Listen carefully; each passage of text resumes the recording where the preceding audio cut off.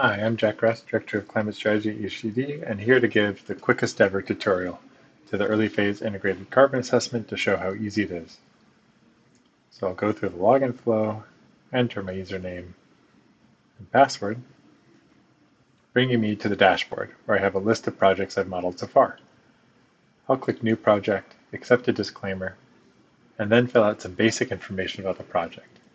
So if this is a San Francisco office, completed in 2027, located in sunny San Francisco. The default structural system here will be, say, a composite steel frame. It's an office building with 6 floors, 10,000 square feet per floor. These are arbitrary entries, and you can decide your own and relevant to your project. So this gives you a preliminary baseline whole life carbon analysis, combining operational and body carbon together with the potential for carbon storage in the landscape. From this, I can go to the Reduce Emissions tab and start modeling out some decarbonization scenarios.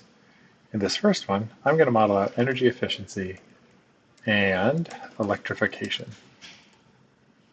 To model that, I'm going to electrify the building, see what that does to the emissions there, and select an EUI target, say at 25, probably in consultation with engineers.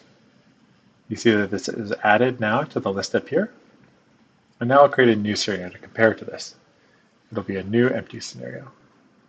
This scenario, we're going to do energy efficiency, electrification, and low carbon specifications.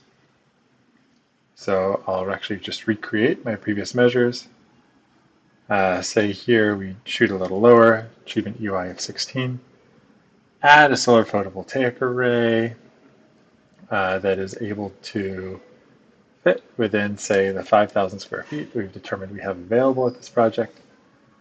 And I'll instead design this out of mass timber, ensuring that all of my material specifications for timber, concrete, and steel in the building, in addition to the envelope and the interiors, are relatively low carbon compared to industry baselines.